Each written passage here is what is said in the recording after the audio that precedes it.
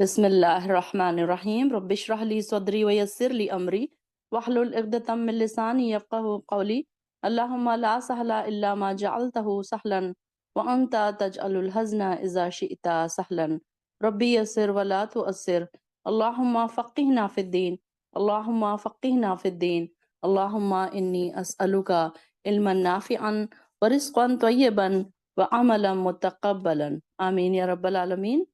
چلے شروع کرتے ہیں ہمارا آج کا سبق۔ آیت نمبر ہمارے 165 سے ہے۔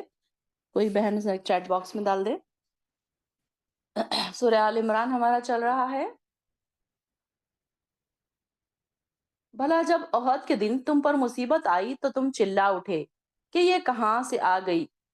قلتم ان ھذا، کہ ان لوگوں نے کیا کہا کہ جب احد کے دن جب بھاگ دوڑ مچ گئی اور ان کے اوپر یہ جو رہے تھا، جو ہم نے تھوڑا سا ایک دم لائٹ دیکھا تھا، ان کے اوپر جو انہوں نے صبر کا دامن جب چھوڑ دیا تھا تو کیا ہوا تھا کہ بھگ دوڑ مچ گئی اور دشمن نے ان کے اوپر پیچھے سے حملہ کر دیا تھا۔ تو یہ لوگ پکار اٹھے کہ یہ مشکل کہاں سے آ گئی۔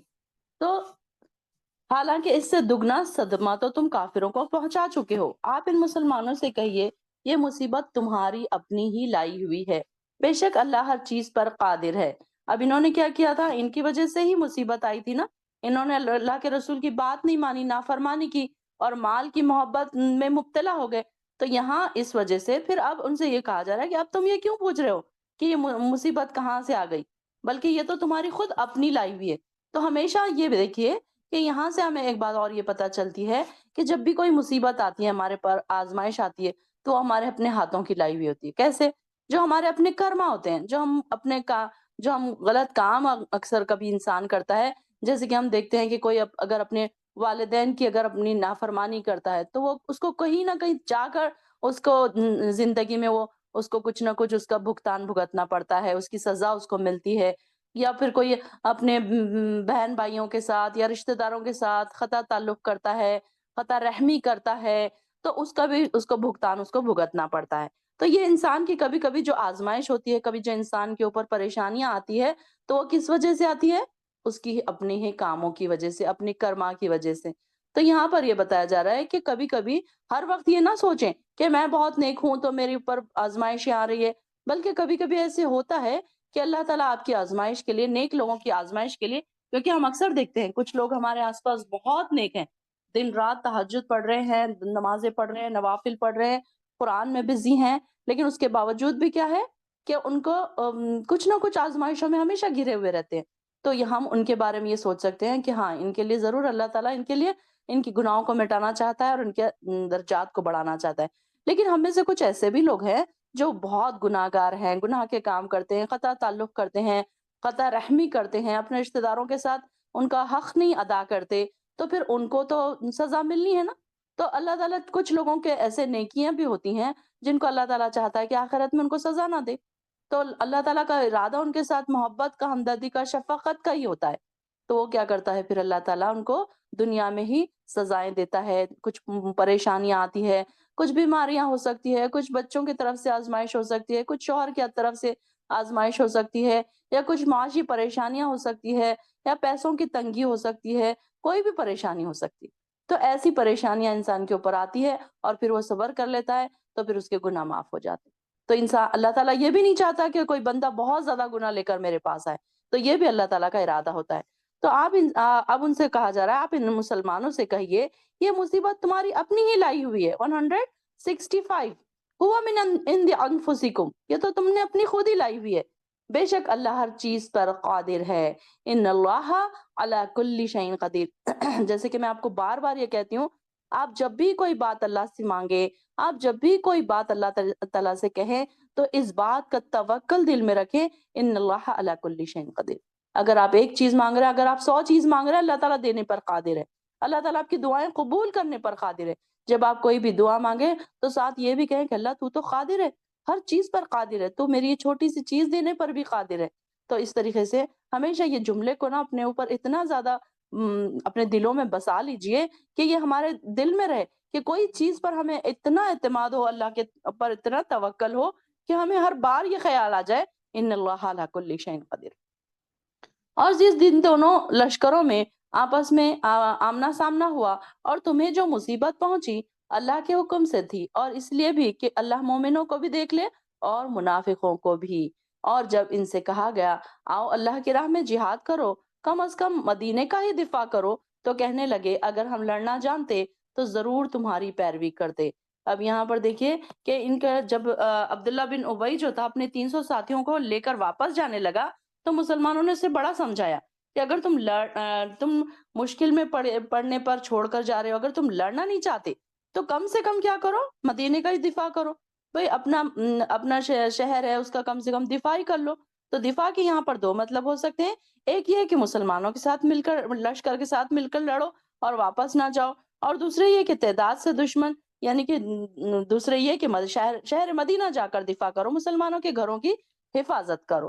تو یہاں پر ان کو یہ کہا گیا اس کے دو مطلب، یعنی کہ عبداللہ بن ابی نے یہ جواب دیا، ایک تو ہم سمجھتے ہیں کہ ہم کو لڑائی آتی ہی نہیں ہے، پھر ہمارا رہنے کا کیا فائدہ، مطلب یہ کہ ان کی راہ فرار کی جو ایکسکیوزز تھے، لیم ایکسکیوزز، اس وجہ سے اس نے یہ کہا کہ ہمیں لڑائی نہیں آتی۔ بھلا جو کافر اتنی دور دراز سے مسافت سے لڑنے آئے ہیں، ان کے دلوں میں بدر کے انتقام کی آگ بھی سلگ رہی تھی، وہ بھلا لڑے بغیر واپس کیسے جا سکتے تھے؟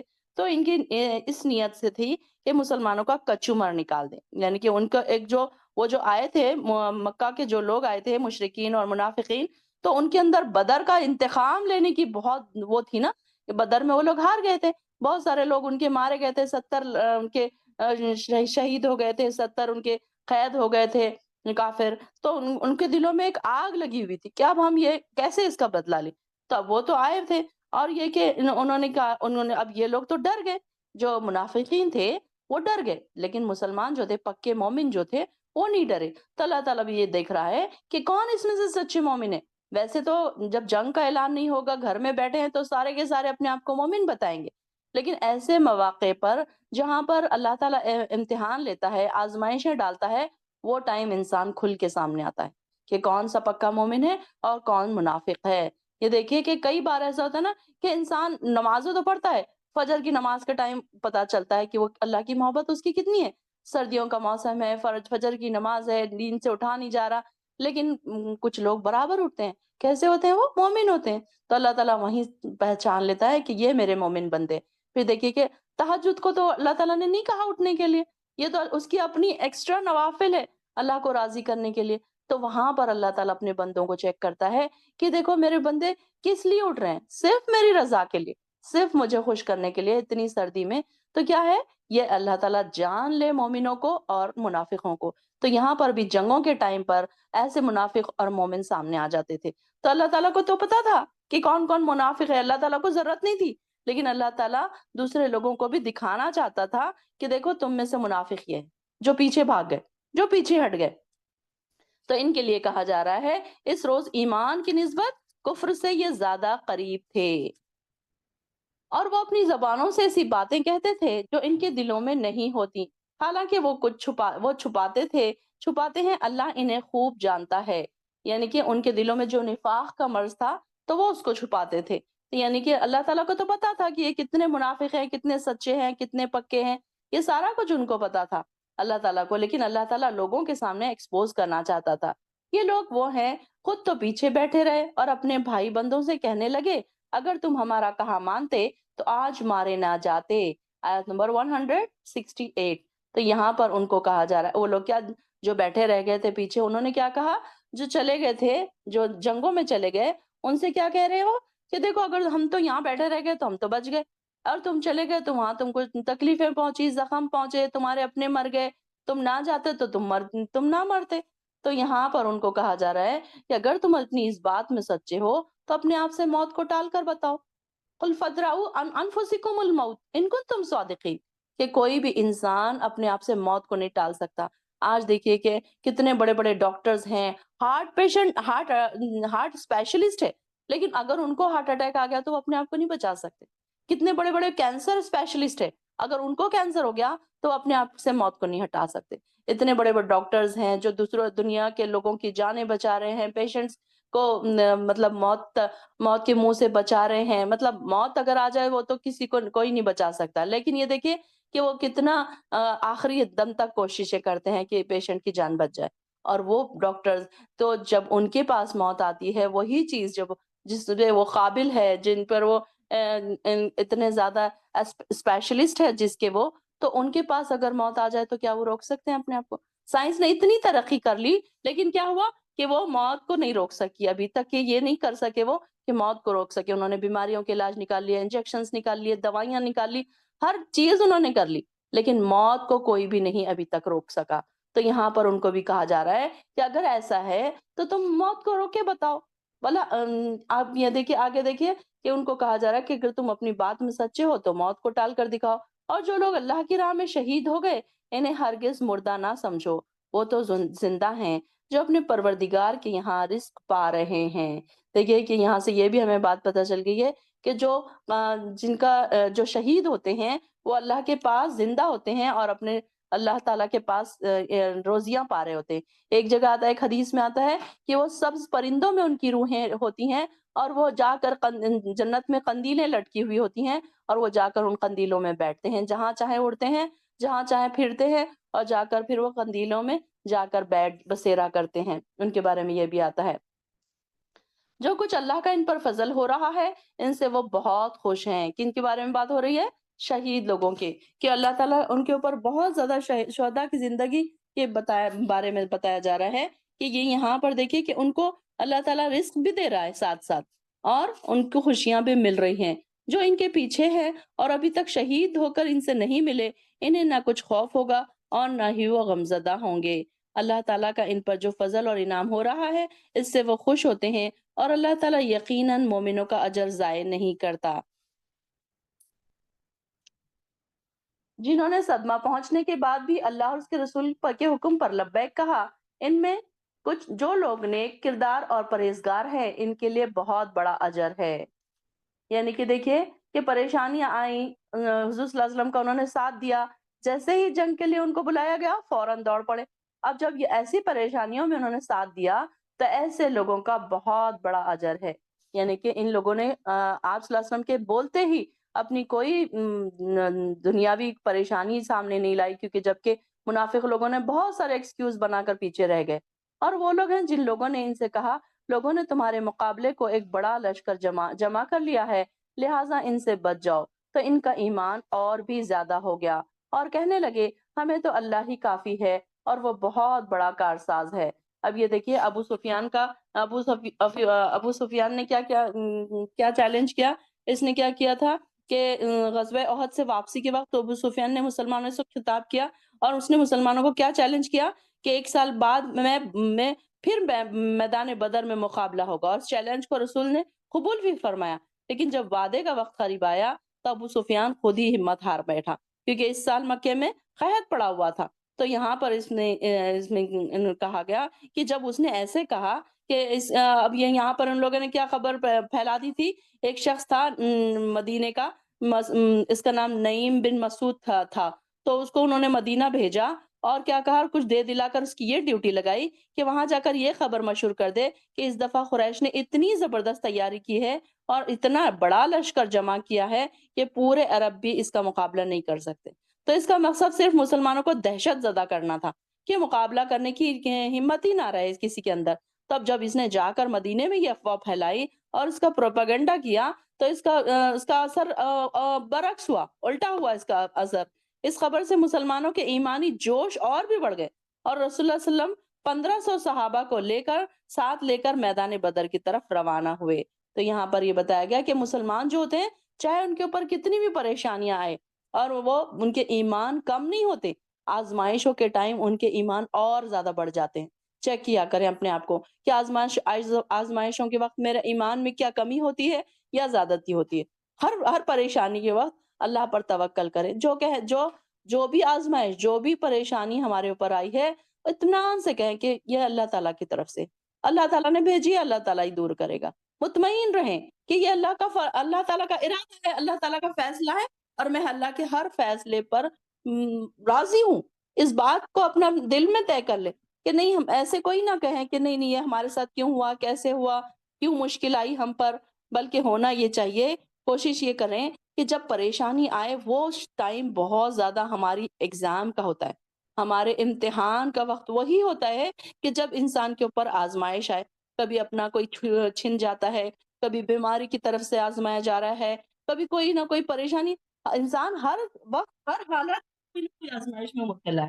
آپ دیکھیں کہ جب ہم دوسروں کو دیکھ رہے ہوتے ہیں تو ہمیں دوسرے بڑے آرام میں نظر آتے ہیں، لیکن ہم جب اپنے آپ کو دیکھتے ہیں تو ہمیں ایسا لگتا ہے کہ ہم بہت پریشانی میں ہیں، بلکہ ایسا ہوتا نہیں ہے۔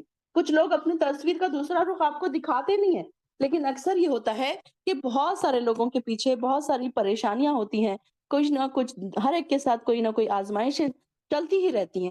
تو یہاں پر وہ لوگ کیا کہتے ہیں؟ حسبنا اللہ و نعم الوکیل۔ ہم کو یہ سکھایا جا رہا ہے یہاں پر دیکھیے کہ مومنوں کو یہ سکھایا جا رہا ہے کہ جب بھی آپ کے اوپر پریشانی آئے گی تو آپ کا ایمان اور زیادہ ہو جانا چاہیے، آپ کی عبادتیں اور زیادہ ہو جانی چاہیے، آپ کے نوافل، آپ کے تہجدیں وہ بہت زیادہ بڑھ جانی چاہیے، اور کیا کہنا چاہیے؟ حسبنا اللہ و نعم الوکیل۔ اللہ تعالیٰ ہی کافی ہے ہمارے لیے اور وہ بہت اچھا کارساز ہے۔ آپ دیکھیں گے کہ جو جہالت والے لوگ ہیں وہ کیا کرتے ہیں؟ روتے ہیں، پیٹتے ہیں، شکوے شکایت کرتے ہیں، لوگوں سے شکوے، رشتہ داروں سے شکوے، ہر ایک سے شکوے شکایت کرنے بیٹھ جاتے ہیں۔ لیکن دیکھیے کہ مومن لوگوں کا ایمان اور زیادہ بڑھ جاتا ہے، کہ جیسے کہ اب فار ایگزامپل ایک عورت ہے، اس کا شوہر چلا گیا، اس کا بیٹا چلا گیا، اس کی بیٹی چلے گئی، وہ دنیا میں اکیلی تنہا رہ گئی، کھانے پینے کی پریشانی ہے، لیکن وہ اللہ سے یہی کہے کہ اللہ تو نے جو تیرا فیصلہ ہے میں اس میں راضی ہوں۔ تو سوچیے اللہ تعالیٰ کو اس پر کتنا پیار آئے گا۔ تو ایسے ہمارے آس پاس اکثر ہم دیکھتے ہیں ایسی مثالیں کہ کبھی کبھی ایسی پریشانیاں ہوتی ہیں، ایک ایک گھروں میں سے کئی کئی لوگ اب ہم کئی بار کورونا میں بھی ایسے ہوا کہ ایک ایک گھر میں سے کئی کئی لوگ جلدی جلدی ختم ہو گئے۔ تو کیسی آزمائشیں تھی اس وقت۔ تو یہ یہاں پر ایمان والے لوگوں کی اور منافقوں کی تمیز ہو جاتی ہے، ڈفرینشیٹ ہو جاتا ہے کہ کس کے دل میں کتنا ایمان ہے، کون کتنے مارکس لے رہا ہے ایمان کے لیول میں۔ تو یہاں پر ہمیں یہ سکھایا جا رہا ہے، یہ بات انڈر لائن کر لیجئے اور اپنے دلوں میں، اپنے خون میں، اپنے رگوں میں دوڑا لیجئے کہ جب بھی کوئی پریشانی آئے کیا کہیں؟ حسبنا اللہ و نعم الوکیل، کہ اللہ تعالیٰ کافی ہے، اللہ ہی کافی ہے، بس میری ہر پریشانی کے لیے مجھے کسی کی ضرورت نہیں۔ نہ جائیں لوگوں کے پاس روتے ہوئے، کوئی اپنا آپ کا دکھ نہیں کم کرنے والا ہے دنیا کے، نہ اپنے ماں باپ ہے، نہ اپنے بھائی بہن ہے، وہ صرف آپ کے ساتھ تھوڑی دیر بیٹھ کے روئیں گے، پھر بعد میں اپنی اپنی زندگیوں میں مصروف ہو جائیں گے۔ آپ کو خود پتا ہے کئی بار ایسے ہوا ہے، یہ کوئی ایسی نئی بات نہیں ہے جو میں کہہ رہی ہوں، یہ ایک کامن سی بات ہے کہ جب ہم اپنے رشتہ داروں کے پاس روتے ہوئے جاتے ہیں اپنی پریشانیاں لے کر، وہ تھوڑی دیر آپ کے ساتھ روتے ہیں، بیٹھتے ہیں، سیڈ ہوتے ہیں، اور بعد میں پھر وہ اپنی اپنی زندگیوں میں مصروف ہو جاتے ہیں، کسی کو آپ کی دکھ کا خیال بھی نہیں رہتا۔ آپ کہیں گے میرے لیے دعا کریں، ایک بار آپ کے لیے کوئی دعا کرے گا، بعد میں کسی کو یاد بھی نہیں رہے گا کہ آپ کتنے پریشان تھے اور آپ نے کتنا روتے ہوئے دعا کرنے کے لیے کہا تھا۔ بلکہ اللہ تعالیٰ ہر وقت ہمیں دیکھ رہا ہے، اپنے بندوں پر شفیق اور محبت والا ہے، شفقت والا ہے، ہر وقت ہمیں دیکھ رہا ہے، ہماری پکار کو سن رہا ہے اللہ تعالیٰ۔ تو اللہ تعالیٰ اس کے لیے ضرور یہ کہا کریں حسبنا اللہ و نعم الوکیل۔ یہ بات کو آج اپنے دل میں طے کر لیجئے کہ میری زبان پر یہ کلمہ ٹپ آف دی ٹنگ ہوگا کہ چاہے کچھ بھی ہو جائے، میں اللہ سے، اللہ کے لیے، اللہ میرے لیے کافی ہوگا، اور وہ مجھے اتنا مطمئن ہونا چاہیے کہ اللہ ہی بڑا کارساز ہے۔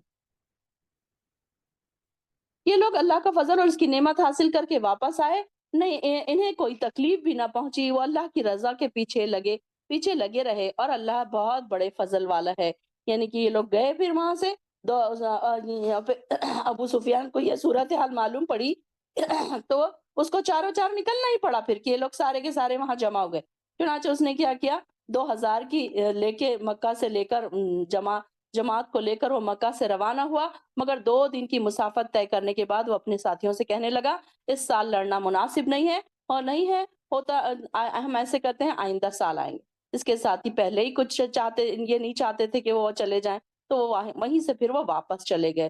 تو یہاں پر اس بات کا ذکر ہو رہا ہے کہ یہ باقی کے جو لوگ تھے اللہ کے، اللہ حضور صلی اللہ علیہ وسلم کے ساتھی، تو وہ تو پھر اللہ تعالیٰ نے ان کو اپنے رضا کے ساتھ دیکھے کہ ان کو کوئی تکلیف بھی نہیں پہنچی، اور پھر وہ واپس بھی آ گئے۔ یہ شیطان ہی تو ہے جو تمہیں اپنے دوستوں سے ڈراتا ہے، انما ذالکم الشیطان یخوف اولیاء، کہ شیطان اپنے دوستوں سے تمہیں ڈراتا ہے۔ کیسے ڈراتا ہے شیطان؟ کہ تمہارے اوپر یہ پریشانی آ جائے گی، تمہارے اوپر یہ تکلیف آ جائے گی، تم یہ مت کرو، تم آج، اچھا نماز کے بارے میں کیسے شیطان ڈراتا ہے ہم کو کہ اچھا آج نہیں پڑھیں گے تو کیا ہوگا، اتنی سردی اب کیسے اٹھو گے، اب بہت سردی ہے، تم اٹھو گے تو تمہاری طبیعت خراب ہو جائے گی۔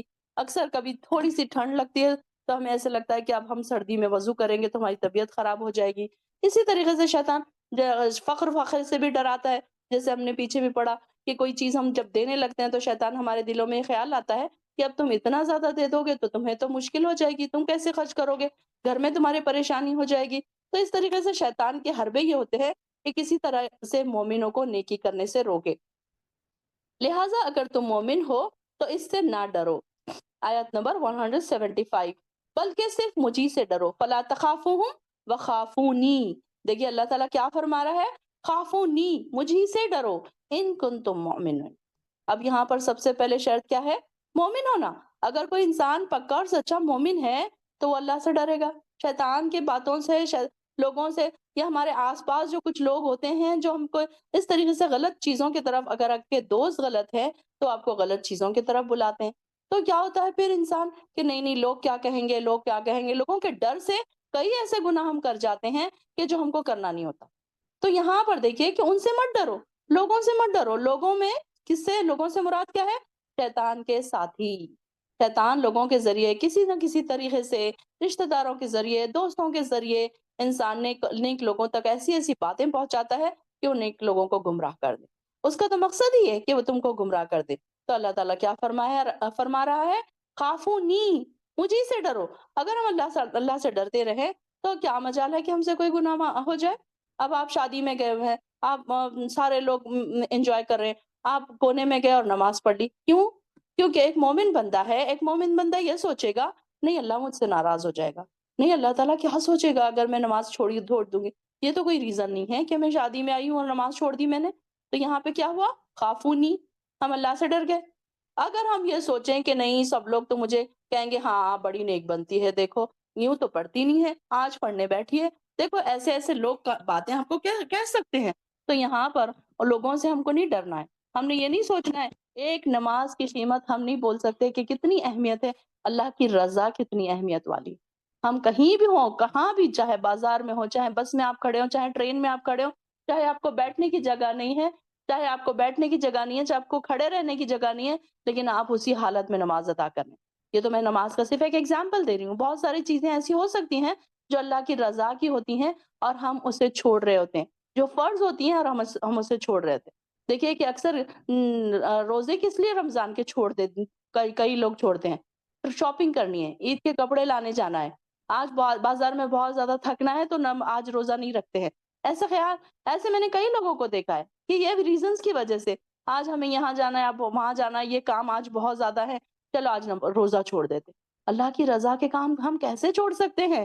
سوچے تو صحیح، ان کن تم مومنین، اگر تم مومن ہو تو اللہ کی رضا کے کام کیسے چھوڑ سکتے ہو؟ سب سے پہلے اپنے آپ سے سوال کیجئے کہ کیا میں سچی مومن ہوں؟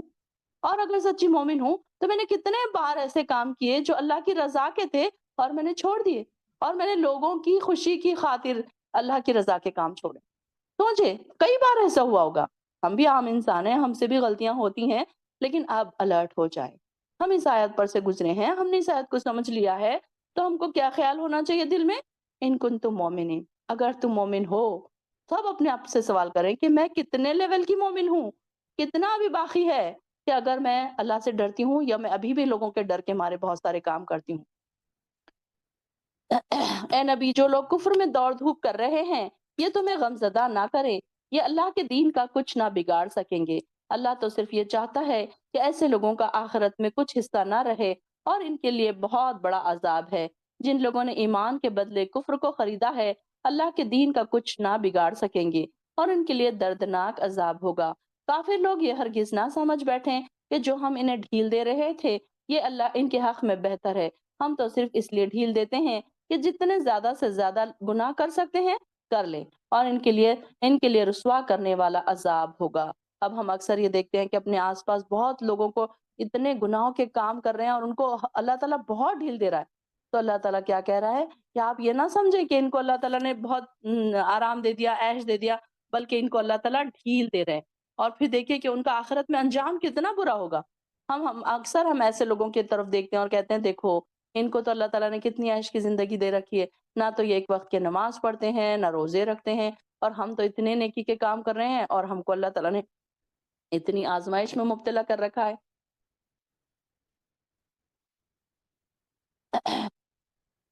تو इनसे कहा जा रहा है कि हम तो सिर्फ इन्हें ढील दे रहे हैं। और यहाँ पर देखिए कि किसी को ढील देने से मुराद अल्लाह ताला किसी को ऐश की ज़िंदगी देता है, किसी को फरावानी, पैसों की फरावानी, इज़्ज़त की फरावानी, हर चीज़ की फरावानी उनको दी हुई होती है। क्या वजह से?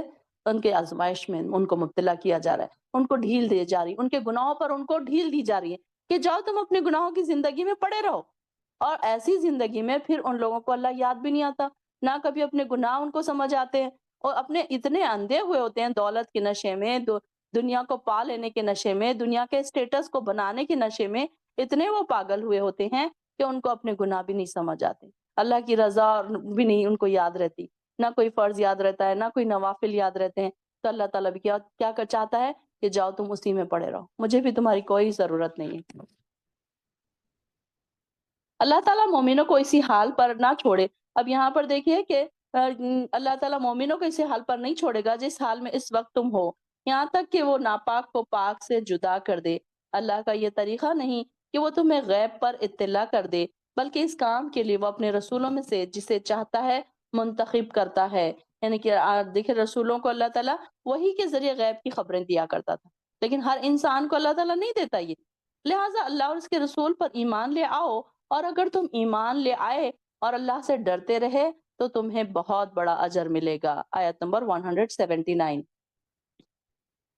जिन लोगों को अल्लाह ने अपने फजल से माल दौलत अता की, फिर वो इसमें बुखल करते रहे, तो वो कतन ये ना समझें कि ये बुखल इनके हक में अच्छा होगा। बुखल का क्या मतलब है? कंजूसी या छुपाना।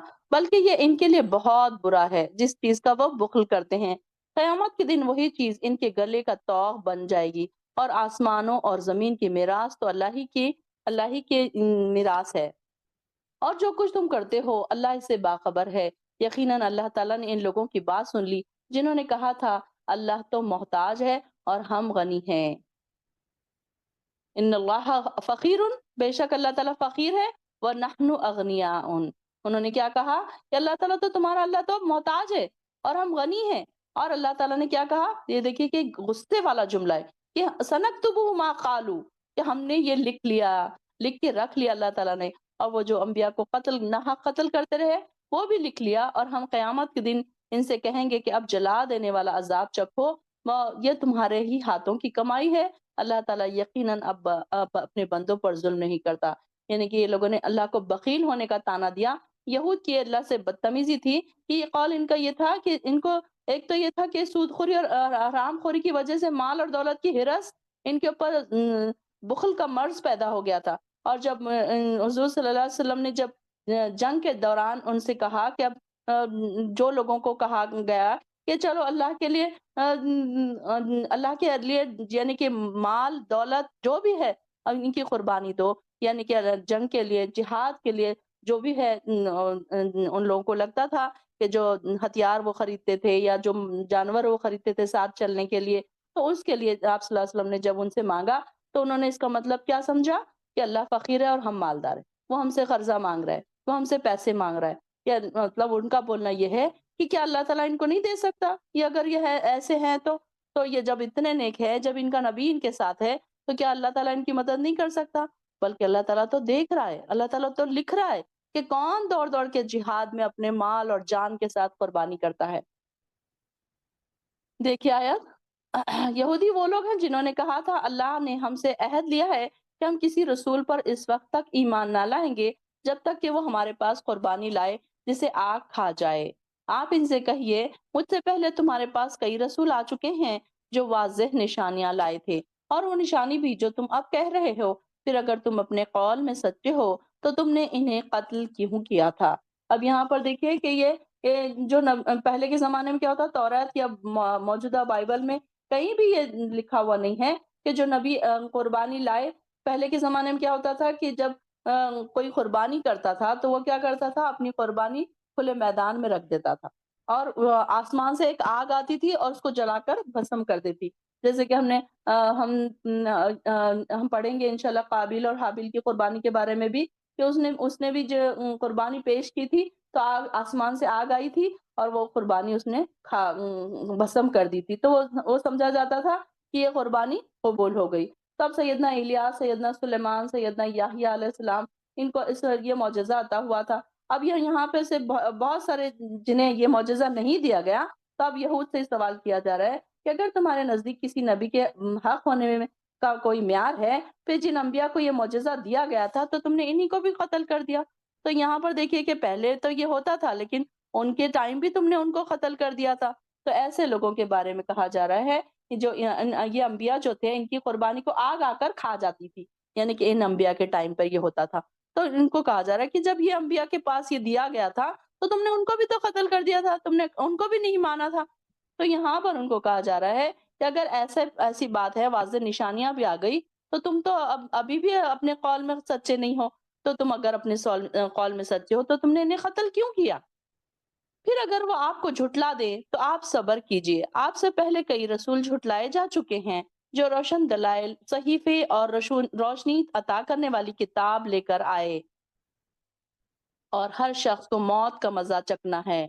کل نفس ذائقۃ الموت، یہ پورے قرآن میں 3 بار آیا ہے۔ انشاءاللہ ہم دیکھیں گے اور کہاں کہاں آیا تو ہر شخص کو موت کا مزہ چکنا ہے، اور قیامت کے دن تمہیں تمہارے اعمال کا پورا بدلہ دیا جائے گا۔ پھر جو شخص دوزخ سے بچا لیا گیا اور جنت میں داخل کر دیا گیا تو وہ کامیاب ہو گیا، اور یہ دنیا کی زندگی تو محض دھوکے کا سامان ہے۔ اصل کامیابی کیا ہے؟ کہ جو معاف کر دیا گیا، جس کو پورا پورا بدلہ دے دیا گیا اور جنت میں داخل کر دیا گیا۔ آج ہمارے پاس اصل کامیابی کے پیچھے ہم جو دوڑتے ہیں وہ کیا ہے؟ ہمارا بچہ اچھا پڑھ لکھ لے، اچھی جابز کر لے، اچھی یونیورسٹیز میں اس کا نمبر لگ جائے، اچھی جابز ہو جائے، پھر اس کا اسٹیٹس والا ایک مقام بن جائے۔ ہمارے پاس آج یہ کامیابی کے طریقے ہیں، لیکن اصل کامیابی کیا ہے؟ کہ جو دوزخ سے بچا لیا گیا اور جنت میں داخل کر دیا گیا۔ یہ دنیا تو محض ایک دھوکے کا سامان ہے۔ یہ دنیا ہمارے لیے صرف کیا ہے؟ کہ امتحان گاہ ہے، کہ انسان اس میں آیا ہے، اس کا امتحان لیا جا رہا ہے۔ مسلمانوں، تمہیں اپنے اموال اور اپنی جانوں میں آزمائش پیش آ کے رہے گی۔ اللہ تعالیٰ ضرور آزمائے گا تم کو۔ تمہیں ان لوگوں سے جو تم سے پہلے کتاب دیے گئے تھے، مشرکین سے بھی بہت سی تکلیف دہ باتیں سننا ہوں گی، اور اگر تم صبر کرو اور اللہ سے ڈرتے رہو تو بے شک یہ بڑے حوصلے کا کام ہے۔ یعنی کہ دنیا کیا ہے؟ امتحان گاہ ہے۔ ایک ایک لمحہ اس میں قیمتی ہے، کہ یہاں پر عیش و عشرت کی گزر رہی زندگی، یا تنگی ہے، یا پھر صحت مندی ہے، یا بیماری ہے، یہ ساری چیزیں انسان کے ساتھ لگی رہتی ہے۔ اگر انسان کو عیش و عشرت کی زندگی مل رہی ہے، وہ بھی ایک امتحان ہے۔ کوئی انسان کو غریبی کی، محتاجی کی زندگی مل رہی ہے، وہ بھی ایک امتحان ہے۔ کسی کو ایک صحت مند تندرستی والی زندگی ملی ہے تو وہ بھی اس کا امتحان ہے۔ امتحان کیسے ہے؟ کہ وہ صحت مند تندرستی والی زندگی کیسے گزار رہا ہے، یہ امتحان ہے۔ اب وہاں پر دیکھیے کہ دوسرا امتحان، اگر وہ بیمار ہے وہ صبر کتنا کرتا ہے، ہر حال میں مومن کا امتحان۔ تو یہاں پر دیکھیے کہ یہ یہاں بتایا جا رہا ہے کہ مسلمانوں کو اسلام کی راہ میں پیش آنے والی مشکلات سے آمادہ کیا جا رہا ہے۔ ان کو بتایا جا رہا ہے کہ مشکلات تو آئیں گی، ایسے نہیں ہے کہ مشکلات نہیں آئیں گی۔ اب آپ دیکھیے کہ جب آپ قرآن کی طرف آتے ہیں، آپ پردہ جب کبھی اب دیکھیے کہ کوئی خاتون ہے، وہ کبھی پردہ نہیں کرتی، اس کے خاندان میں کوئی پردہ نہیں کرتا۔ اب وہ پردہ کرنے آتی ہے تو اس کے گھر والے، اس کے رشتہ دار اتنے تانے دیتے ہیں، اس کو مذاق اڑایا جاتا ہے۔ تو یہ ساری چیزیں تمہیں ان سے سننی پڑے گی۔ اللہ تعالیٰ پہلے ہی الرٹ کر رہا ہے کہ یہ ہوگا۔ کئی لوگوں کو یہ کہا جاتا ہے کہ 900 چوہے کھا کے بلی حج کو چلی۔ اب کوئی نیکی کے پر آ جائے، نیکی پر قائم ہو جائے، تو اس کو قائم بھی نہیں ہونے دیا جاتا۔ جو کوئی برا انسان ہے، اپنا وہ ریپنٹنس کر لے، وہ معافی مانگ لے، وہ توبہ و استغفار کر لے اور وہ نیکی کی زندگی گزارنے لگے، تو لوگ اس کا مذاق اڑانے لگتے ہیں کہ دیکھو فلاں کل تو ایسے کام کرتی تھی، آج دیکھو یہ کیسے 900 چوہے کھا کے بلی حج کو چلی۔ ایسی باتیں کرتے ہیں، مطلب تانے دیتے ہیں۔ کسی کو نیکی پر قائم بھی نہیں رہنے دیا جاتا۔ اور ہونا تو یہ چاہیے کہ آپ اس کی مدد کرتے۔ کوئی قرآن کی کلاسز جوائن کر رہا ہے تو گھر میں اس کو تانے دیے جاتے ہیں، ہاں یہ سارے کام چھوڑ کر کلاسز کرنے بیٹھ جاتی ہے۔ اس طریقے سے گھر میں سسرال والے ہیں یا پھر میکے والے اپنی بچیوں کو اس طریقے سے کہ یہ تو دن اور رات پڑھائی میں ہی مصروف ہو گئی، بس اس نے سارے کام کاج چھوڑ دیے۔ بلکہ ہونا کیا چاہیے تھا کہ گھر کے باقی لوگ اس کی مدد کرتے کہ نہیں، اس کی کلاس کا ٹائم ہے، وہ باقی کے کام ہم کر لیں گے، جاؤ تم پڑھ لو۔ تو اگر وہ اس طریقے سے ان کو فلیکسیبلٹی دیتے تو اس کا اجر وہ بھی پاتے۔ تو یہاں پر ان کو بتایا جا رہا ہے کہ مسلمانوں کو یہ ذہنی طور پر تکلیفوں کے لیے تیار کیا جا رہا ہے، برداشت کرنے کے لیے تیار کیا جا رہا ہے۔ کہ ہم جیسے دیکھتے ہیں کہ مکہ میں کیسے کیسے مسلمانوں کے اوپر تکلیفیں آئیں، پریشانی آئی، اور انہوں نے اس پر صبر کیا۔ جو لوگ اپنے کرتوتوں پر خوش ہوتے ہیں اور چاہتے ہیں، ایک آیت رہ گئی تھی، آیت نمبر 187، اور جب اللہ نے ان لوگوں سے پکا عہد لیا، جو کتاب دیے گئے تھے وہ لوگوں کے سامنے کتاب کی کو وضاحت سے بیان کریں گے اور اسے چھپائیں گے نہیں، پھر انہوں نے کتاب کو پیچھے ڈال دیا اور اس کی تھوڑی سی قیمت کے بدلے اس کو بیچ ڈالا۔ کتنی بری ہے وہ قیمت جو وہ وصول کر رہے ہیں۔ اب یہاں پر یہودیوں کا ایک اور بات بتائی جا رہی ہے کہ یہ لوگ کیا کرتے تھے کہ تورات میں جو ہوتے تھے باتیں اس کو چھپا لیا کرتے تھے اور لوگوں کو من مانے فتوے دے دیا کرتے تھے، اس کے بدلے قیمت لے لیا کرتے تھے۔ تو ان کے بارے میں کہا جا رہا ہے کہ یہ لوگ کیسے تھے کہ ان سے سود بھی وصول کرتے تھے، یعنی کہ سود ان کے اس میں منع تھا لیکن وہ سود کی آیت کو بھی چھپا لیتے تھے اور وہ سمجھتے تھے کہ یہ غلط غلط فتوے دے دے کر تو ہم کیا کریں گے، اس سے ہم لوگوں سے پیسے ہم جمع کر سکتے ہیں۔ اور جو لوگ اپنے کرتوتوں پر خوش ہوتے ہیں وہ چاہتے ہیں کہ ان کے ایسے کاموں پر تعریف کی جائے جو انہوں نے کیے بھی نہیں۔ ان کے متعلق یہ گمان نہ کیجیے کہ وہ عذاب سے نجات پا جائیں گے، اور ان کے لیے تو دردناک عذاب ہے۔ آسمانوں اور زمین کا مالک اللہ ہی ہے اور اللہ ہر چیز پر قادر ہے۔ آسمانوں اور زمین کی پیدائش میں، رات اور دن کے باری باری آنے جانے میں اہل عقل کے لیے بہت سی نشانیاں ہیں، جو اٹھتے بیٹھتے لیٹتے ہر حال میں اللہ کو یاد کرتے ہیں اور آسمانوں اور زمین کی پیدائش میں سوچ بچار کرتے ہیں اور پکار اٹھتے ہیں، اے ہمارے پروردگار، تو نے یہ سب کچھ بے مقصد پیدا نہیں کیا۔ دیکھیے کہ ہم نے پیچھے بھی آیت پڑھی تھی، ان فی خلق السماواتی، تو جو سورہ بقرہ کے اس میں پڑھی تھی ہم نے، تو سیم اسی طریقے کی آیت ہے کہ کیسے ہیں یہاں پر اولی الالباب کے بارے میں آ رہا ہے کہ یہاں پر ان لوگوں کی بات ہو رہی ہے جو اولی الالباب ہے۔ اس سے پہلے بھی میں نے بتایا تھا اولی الالباب کون ہے؟ عقل والے، ایمان والے۔ اگر ایمان ہوگا تو عقل ہوگی، عقل ہوگی تو ایمان کی سمجھ آئے گی نا، سمجھ بوجھ رہے گی انسان کو۔ تو یہاں پر دیکھیے کہ زمین کے پیدا ہونے میں، آسمانوں کے پیدا ہونے میں، دن اور رات کے آنے میں، ہر چیز میں نشانیاں ہیں، لیکن نشانیوں کو دیکھے گا کون؟ عقل والے۔ بیوقوف لوگ تو صرف دنیا میں آئے ہیں، کھا رہے ہیں، پی رہے ہیں، اپنے دنیاوی کام کر رہے ہیں، اپنی دنیاوی جابس میں اتنے بزی ہیں کہ صبح اٹھتے ہیں، دوڑ دوڑ کے جابس پہ جاتے ہیں، دوڑ دوڑ کے واپس آتے ہیں، کھائے پیے تھک گئے سو گئے، بس ان کی زندگی یہی ہے۔ لیکن جو لوگ اللہ والے ہیں ہر قدم پہ اللہ کی نشانیوں کو دیکھتے ہیں اور غور و فکر کرتے ہیں، تدبر کرتے ہیں۔ تو یہاں پر ان کے بارے میں بتایا جا رہا ہے کہ ایسے لوگوں کی کیا کوالٹیز ہیں؟ الذین یذکرون اللہ قیاما وقعودا، کہ یہ ہر حال میں اللہ کو یاد کرتے ہیں، چاہے بیٹھے ہوں، چاہے لیٹے ہوں، چاہے کھڑے ہوں۔ کیا ہم کرتے ہیں یہ اللہ تعالیٰ کو یاد اس طریقے سے؟ اپنے آپ کو ہمیشہ ہر آیت میں اپنے آپ کو رکھا کرے کہ کیا میں اس طریقے سے اللہ کو یاد کرتی ہوں؟ کیا میں لیٹی ہوتی ہوں، میں بیٹھی ہوتی ہوں، میں پکا رہی ہوتی ہوں، میں کام کر رہی ہوتی ہوں، کیا میری ذکر زبان سے تر رہتی ہے؟ اللہ کے خاص بندوں کی نشانی پتہ ہے کیا ہے؟ اللہ کے جو مقربین ہیں، جو صالحین ہیں، ان کی زبان ہر وقت اللہ کے ذکر سے تر رہتی ہے۔ اب اس کا یہ مطلب نہیں ہے کہ ہم سب کام چھوڑ دیں اور جا نماز بچھا کے بیٹھ جائیں، بلکہ ہم پکا رہے ہیں، اللہ کا ذکر سن رہے ہیں۔ آپ کوئی لیکچر بھی سن رہے ہیں، وہ بھی اللہ کا ذکر ہے۔ آپ مارننگ اور ایوننگ کے اذکار سن رہے ہیں، وہ بھی اللہ کا ذکر ہے۔ آپ اپنے بچوں کو کوئی اچھی بات بتا رہے ہیں، وہ بھی اللہ کا ذکر ہے۔ یہ سارے اللہ کے ذکر ہے۔ کوئی بات آپ نیکی کی دل میں سوچ رہے ہیں، وہ بھی اللہ کا ذکر ہے۔ کسی کی آپ بات سن رہے ہیں اللہ کی، اب یہاں بیٹھے ہیں آپ، یہ بھی اللہ کے ذکر میں شامل ہے۔ اللہ کے ذکر کی محفل ہے یہ بھی یہاں پر بھی کہ دیکھیں کہ اللہ کے بندے کیسے ہوتے ہیں، ہر حال میں اللہ کو یاد کرتے ہیں، اور جب بھی کوئی چیز کرتے ہیں تو وہ پکار اٹھتے ہیں، اے ہمارے پروردگار، تو نے یہ سب کچھ بیکار نہیں پیدا کیا۔ اب یہ دیکھیے کہ آسمان کیوں بنائے اللہ تعالیٰ نے، زمین کیوں بنائی، ان کے محور کیوں بنائے، آربٹس کیوں بنائے، کیسے وہ زمین گھوم رہی ہے، اپنے آربٹس میں گھوم رہی ہے، سورج اپنے آربٹس میں گھوم رہا ہے، کیسے دن ہو رہی ہے، کیسے رات ہو رہی ہے۔ دن نہ ہوتا تو ہم کیسے کام کرتے، رات نہ ہوتی تو ہم کیسے آرام کرتے۔ ہر چیز میں نشانیاں ہیں، بس یہ کہ ہم نے اب تک سوچا ہی نہیں، ہم نے کبھی دیکھا ہی نہیں۔ آج سائنس دیکھیں کہ اب کبھی کبھی بیٹھیں تو سوشل میڈیا پہ یہ چیزیں دکھا کریں کہ جو سائنس پروف کر رہی ہے کہ سورج سے کیا فائدے ہیں، ٹھنڈی ہوا کے کیا فائدے ہیں، گرم ہوا کے کیا فائدے ہیں، رات کے کیا فائدے ہیں، رات ہونے کے بعد کیا کیا ہمارے باڈی میں چینجز آتے ہیں، کیا ہماری نیند پہ اثر پڑتا ہے، کیا ہماری باڈی پہ اثر پڑتا ہے۔ یہ ساری چیزیں دیکھا کریں، سوچا کریں، غور و فکر کیا کریں، اولو الالباب میں شامل کریں اپنے آپ کو۔ اللہ تعالیٰ ہمیں بھی اولو الالباب بنائے، عقل والا بنائے، سچا اور پکا مومن بنائے، اور ہماری زبانوں کو اللہ تیری ذکر میں ہمیشہ تر رہنے والا بنائے۔ آمین یا رب العالمین۔ اللہ تعالیٰ فرماتا ہے یہ لوگ کہتے ہیں بس اے ہمارے پروردگار ہمیں دوزخ کے عذاب سے بچا لے، اور کیونکہ جسے تو نے دوزخ میں ڈالا تو گویا اسے بڑی رسوائی میں ڈال دیا، اور وہاں ظالموں کا کوئی مددگار نہ ہوگا۔ اب یہاں پر دیکھیے کہ یہ کیا دعا کرتے ہیں، اے ہمارے رب ہم نے ایک پکارنے والے کو سنا جو ایمان کی طرف دعوت دیتا ہے، یعنی کہ نبی، اور کہتا ہے اپنے رب پر ایمان لاؤ، تو ہم ایمان لائے۔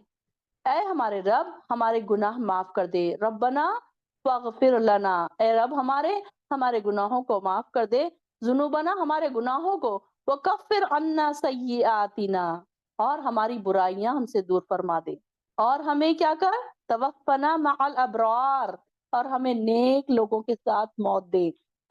اس سے مراد کیا ہے کہ جب ہم اٹھائے جائیں گے تو ہماری جنتوں ہم کن کی جنتوں میں ہوں گے، صحابہ کی، شہداء کی، انبیاء کی، ایسے لوگوں کے ساتھ ہمارا اٹھنا ہوگا۔ پھر قیامت کے بعد جب ہم اٹھیں گے، مرنے کے بعد ہم دوبارہ اٹھیں گے تو ہمارا ان کے ساتھ اٹھنا بیٹھنا ہوگا، نیک اچھی اچھی موت ہوگی ہماری۔ تو ہمارے لیے یہ ساری دعائیں یاد ہونا بہت ضروری ہے، کہ ہم کو یہ ساری دعائیں یاد کرنے کی ضرورت ہے۔ انڈر لائن کیجئے آیت نمبر 193 کو یاد کر لیجئے، اور میں آپ سے ریکویسٹ کروں گی کہ ہر دعا آپ ترجمے کے ساتھ یاد کریں، تاکہ آپ کو پتا تو چلے کہ آپ مانگ کیا رہے ہیں۔ بہت ساری دعائیں ہم اب تک مانگتے تھے لیکن ہمیں نہیں پتا تھا کہ ہم مانگ کیا رہے ہیں، ہمیں عربی نہیں آتی تھی نا، ہم ایکسکیوز لے کے بیٹھے رہے، خاموش بیٹھ رہے، سال گزر گئے، 10 سال گزر گئے، 20 سال گزر گئے، اب ہم 40 کے ہو گئے، اب ہم 50 کے ہو گئے، ہم نے کبھی نہیں سوچا کہ ہمیں اس کا ترجمہ بھی پڑھنا چاہیے۔ ہم ترجمے کے ساتھ دعا پڑھیں گے تو آپ دیکھیں گے کہ دل کی گہرائیوں سے آپ کی وہ دعا مانگی جائے گی۔ تو یہاں پر دیکھیے کہ کتنی پیاری دعا ہے، مومن بندوں کی، ایمان والوں کی دعا ہے کہ اللہ تو ہمارے گناہوں کو معاف کر دے اور ساتھ ساتھ ہماری برائیوں کو بھی دور فرما۔ تو دیکھیے کہ نیکیوں کا مل جانا کافی نہیں ہے، ہمارے جو اندر گند ہے، جو ہمارے گناہ بھرے ہوئے ہیں، سالوں سے ہم نے ڈھیر بنائے ہوئے ہیں نا گناہوں کے، وہ بھی مٹنے بہت ضروری ہے۔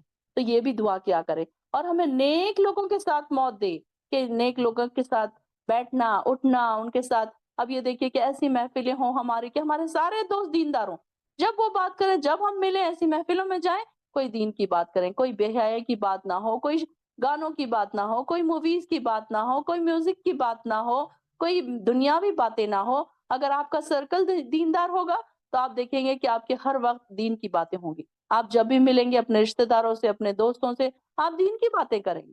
تو ایسے سرکل اپنے بنائیں، چیک کیا کریں کہ کیا میرے ایسے سرکل ہیں، اور نہیں ہے تو وہ بیکار ہے ایسے سرکلز میں بیٹھنا۔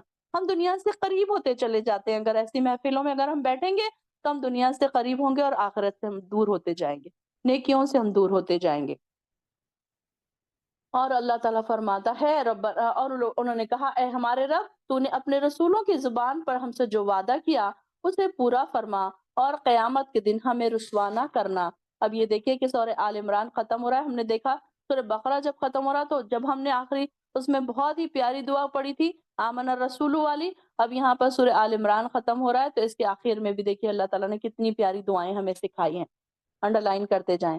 اور اللہ تعالیٰ نے ہم سے جو وعدہ کیا ہے وہ پورا فرما، اور قیامت کے دن ہمیں رسوا نہ کرنا، بے شک تو اپنے وعدے کی خلاف ورزی نہیں کرتا۔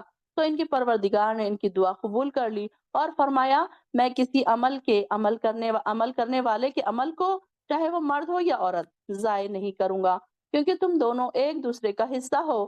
لہٰذا جن لوگوں نے ہجرت کی اور اپنے گھروں سے نکالے گئے، میری راہ میں دکھ اٹھائے، جن لوگوں نے جہاد کیا اور شہید ہو گئے، میں ضرور ان کی برائیاں ان سے دور کر دوں گا اور اسے باغات میں ضرور داخل کروں گا جن کے نیچے نہریں بہ رہی ہیں۔ اللہ کے یہاں ان کا یہی بدلہ ہے، اور اللہ کے یہاں جو بدلہ ہے وہ بہت اچھا بدلہ ہے۔ واللہ عنده حسن الثواب، اللہ کے پاس جو بدلہ ہے وہ بہترین ہے۔ اے نبی ملک میں کافروں کے ادھر ادھر چلنے پھرنے سے آپ کو کسی قسم کا دھوکہ نہ ہونا چاہیے، یہ تو چند روز کی زندگی کا لطف ہے، پھر موت کے بعد ان کا ٹھکانہ دوزخ ہے، بہت برا ٹھکانہ ہے۔ ہم دیکھتے ہیں کہ کافروں کے پاس اتنا دولت ہے، اتنی اولادیں ہیں، ہر قسم کے عیش و عشرت ہے، تو اللہ تعالیٰ ان کو فرما رہے ہیں، ہم سب کو یہ فرمایا جا رہا ہے کہ ان کی دولت کی طرف مت دیکھو، ان کے عیش و عشرت کی طرف مت دیکھو، ان کو دنیاوی سامان دیا گیا ہے اور آخرت میں تو ان کے لیے کوئی حصہ نہیں ہے، جبکہ مومنوں کے لیے آخرت میں حصہ ہے۔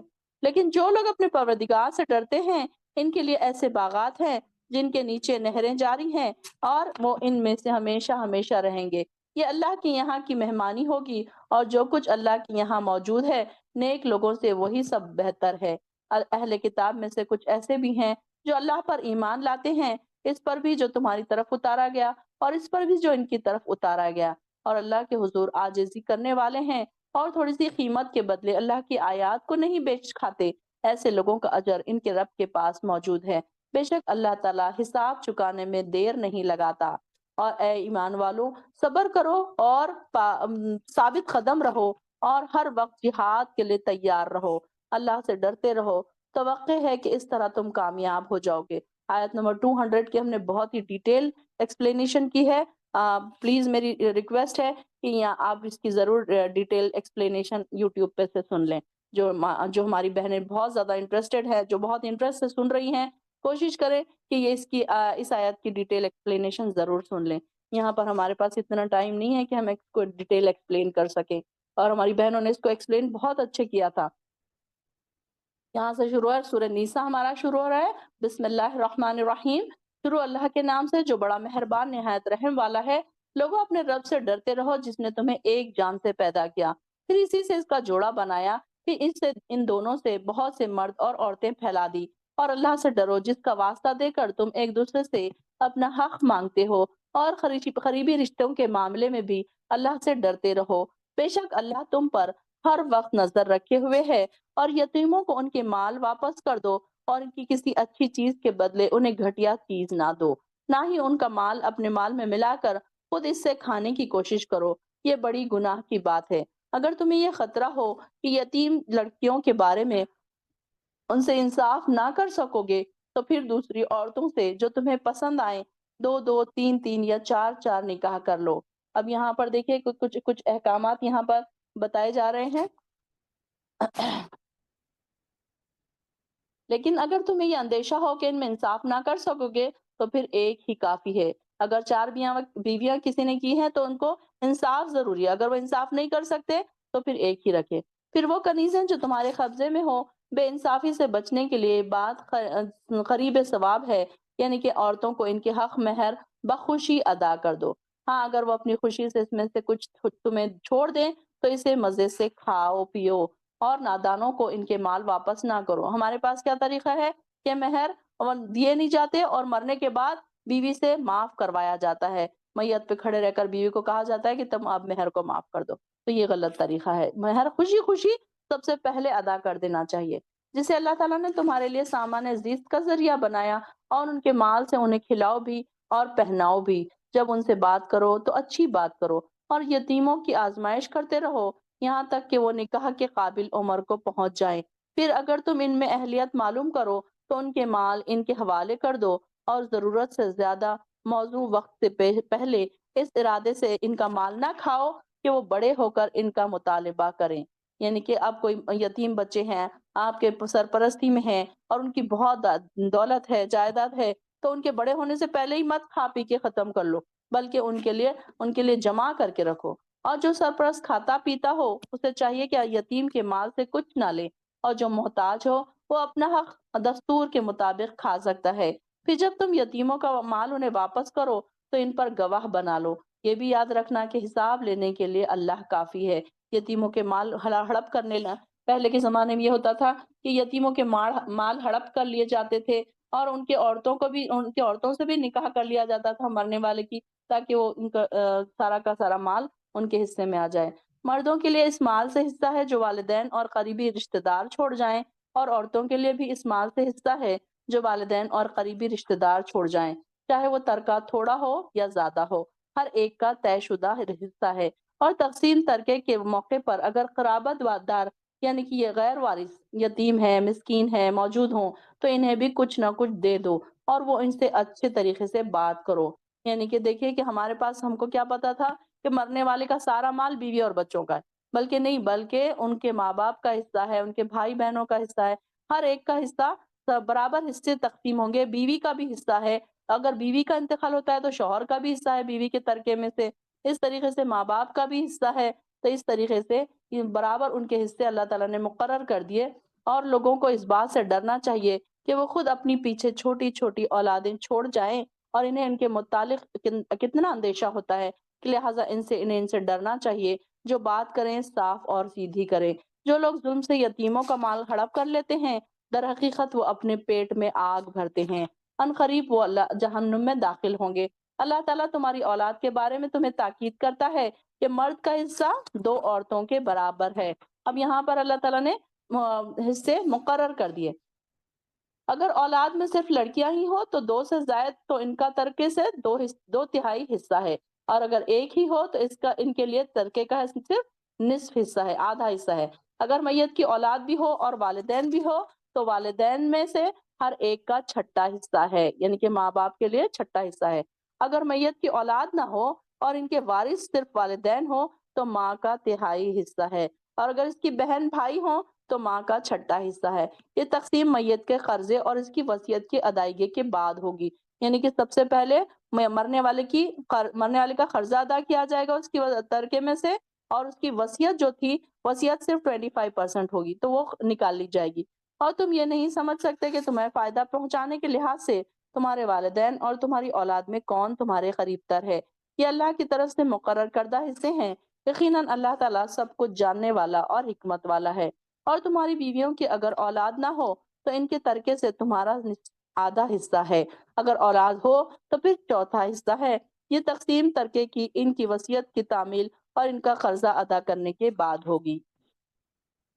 اگر تمہاری اولاد نہ ہو تو بیویوں کا چوتھا حصہ ہے، اور اگر اولاد ہو تو بیویوں پھر 8واں حصہ ہے، اور یہ تمہاری تقسیم تمہاری وصیت کی تعمیل اور تمہارے قرضے کی ادائیگی کے بعد ہوگی۔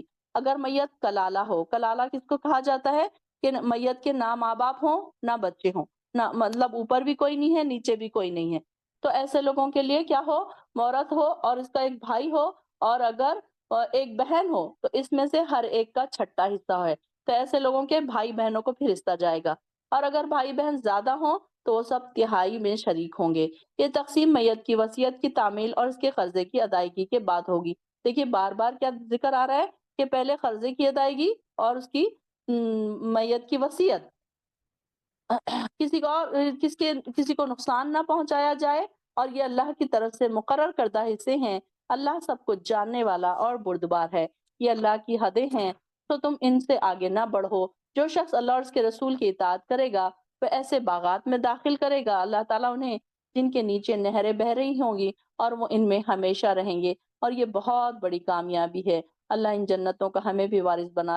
اللہم ادخلنی الجنت بغیر حساب۔ اور جو اللہ اور اس کے رسول کی نافرمانی کرے اور اللہ کی حدوں سے آگے نکل جائے تو وہ اسے دوزخ میں داخل کرے گا، جس میں وہ ہمیشہ رہیں گے، اور اسے رسوا کرنے والا عذاب دیا جائے گا۔